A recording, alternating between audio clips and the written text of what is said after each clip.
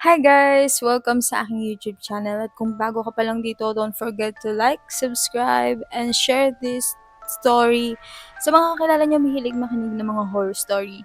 So bago natin simulan, kung may mga experiences din kayong nakakatakot, i-share nyo lang dyan sa group page natin or di kaya dyan sa comment section. So let's start! Ang kwento na to ay sinend ni Ruby. Simula bata pa lang ako, may kakaiba na akong pakiramdam sa bahay ng lola ko. Hindi ko ma-explain kung bakit, pero takot na takot talaga ako sa second floor nila.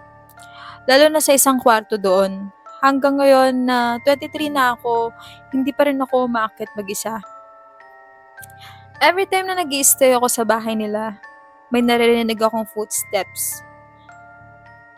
Hindi siya random na ingay lang as in malinaw, parang may taong naglalakad talaga.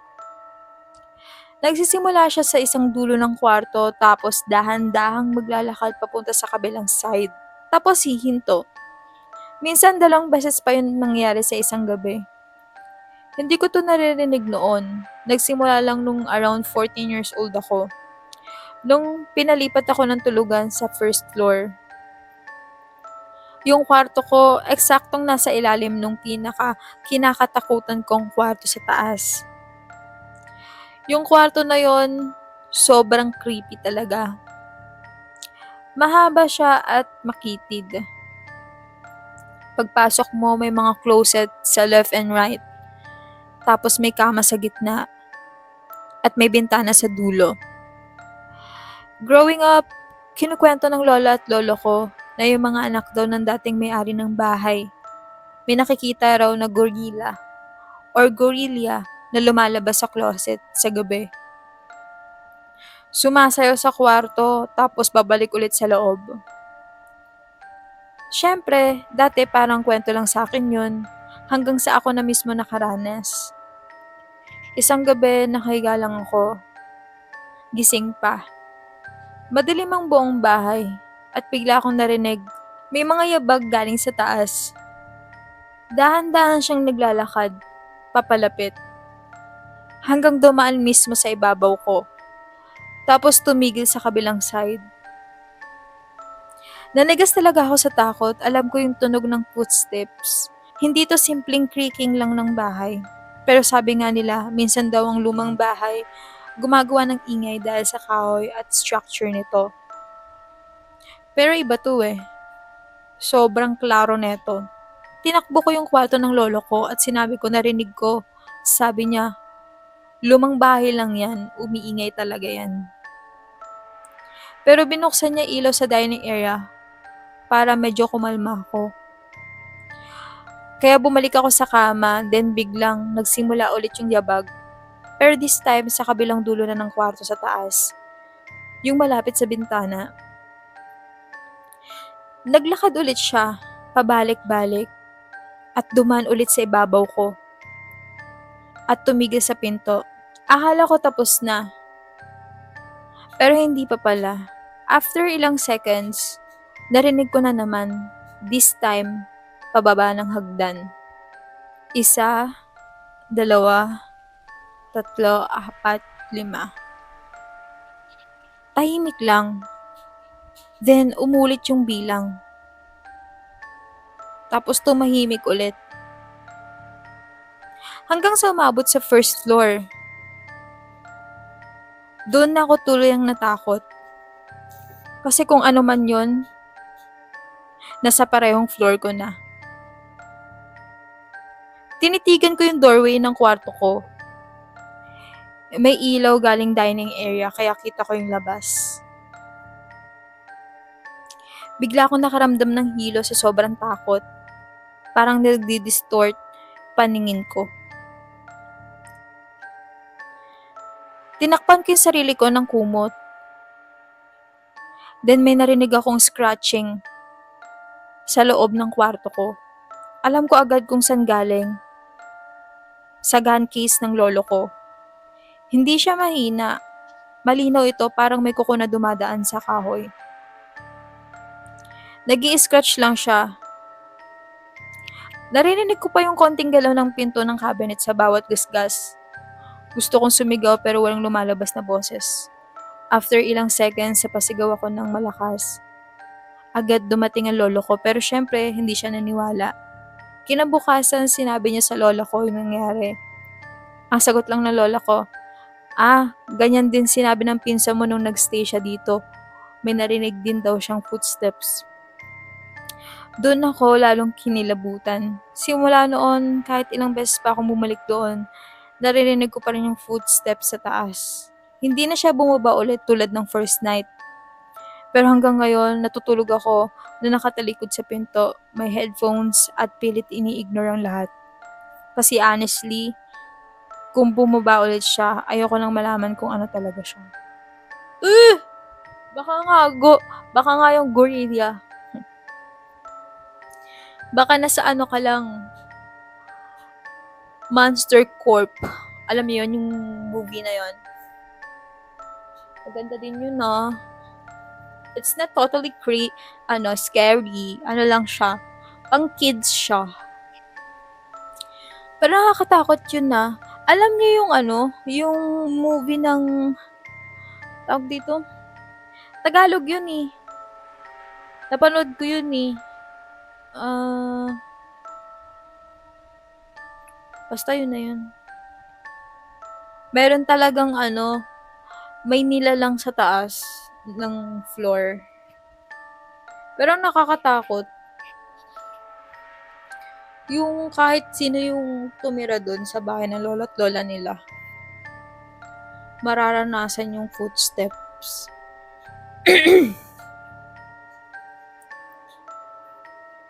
Pero ano kaya yun? Nakakatakot eh. Alam nyo, na-experience ko yung may na-experience din ako guys. Dito, nasa ako nun eh. Nasa kwarto ako nun. Tapos yung pwesto ng kwarto, yung higaan, makikita mo yung yung liwanag sa labas, alam niyo yung pinto, 'di ba pinto, tapos may butas sa ilalim. Tapos nandun lang din yung hagdan. So ganun siya. Tapos makikita mo kung maririnig mo kung may maglalakad din sa second floor kasi yung flooring niya is plywood. Ganun siya. Plywood tapos bakal. Ganun. So maririnig mo talaga if may maglalakad sa taas. Ganun. So one time, yun, 3 lang kami nun. Si tita, tapos yung may bata, tapos ako. 3 lang kami nun na. Tapos, naririnig ko sila, nasa kwarto ako nun, tapos naririnig ko lang sila sa baba. Ganun. Maririnig mo kasi.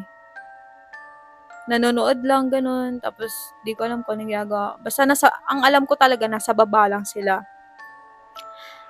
Tapos, ang nakakatakot, dahil nga nakahiga ako, makikita ko yung kung may dadaan man sa taas or sa tapat ng pinto, may dadaan. Makikita ko yan talaga. Tapos may dumaan. Anino talaga siya. Tapos maririnig mo yung yabag. Pero hindi ko narinig yung akit niya sa hagdan. Yung hagdan naman, ganun din, maririnig mo kung may akit kasi bakal siya. Tapos, may dumaan. Akala ko pumasok sa kwarto kasi katabing kwarto ko lang. Akala ko yung bata. Ganun. Tapos, nagulat ako kasi yung bata, nagsalita sa baba. Sabi ko, lo. Sabi ko ganun, sino yung dumaan? Yung bata, kinakausap niya, si tita. Kung sino yung dumaan, 3 lang kami. Tapos, shut up lang ako kasi hindi ko alam gagawin ko. Pero yun, nakakatakot siya, be. Yun lang. Pero wala namang multo dito. Walang multo dito. Pero sabi nila, may gamit dito or may higaan dito sa kwarto ni tita na yung higaan niya mismo. Dun daw namatay yung may-ari ng bahay. Dun daw. Hanggang ngayon, nandun pa rin sa kwarto na yun. Yung higa na yun. Tapos kapag galing ka sa kwarto, sa loob, galing ka sa loob, pag bababa ka na, madadaanan mo yung kwarto na yun. Ganun siya. Yun yung nakakatakot, promise. Nakakatakot talaga yung part na yun. May nakita talaga akong dumaan. Anino talaga siya. Tapos maririnig mo na sa baba pa, sino yun? So scary. So yun. Nakakatakot siya. Pero kung ako para kay Jackie. Si Jackie ba yun nagkwento? Ayoko na. Hindi na ako stay in sa bahay ng lolo't lola ko. O kaya alamin ko talaga kung sino yan. Para tumigil na. 'Di ba? Kasi ang nangyari parang tinolerate eh. Parang hinayaan mo siya. 'Di ba? Na para bang nagbabayad ng upa. 'Di ba? Nakakatakot. So guys, kung may mga ganun din kayo experience, share nyo lang din dyan sa FB group. Nakakatakot talaga yung mga basement, mga attics, yung mga storage, yung mga pinaglalagyan ng mga bagay na hindi pa ginagamit or hindi na nagagamit. So scary, something off. Wow, na para bang may nakatingin sa'yo pag dumadaan ka dun.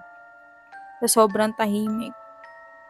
Anyway, I hope you guys see you next time. XOXO, bye-bye!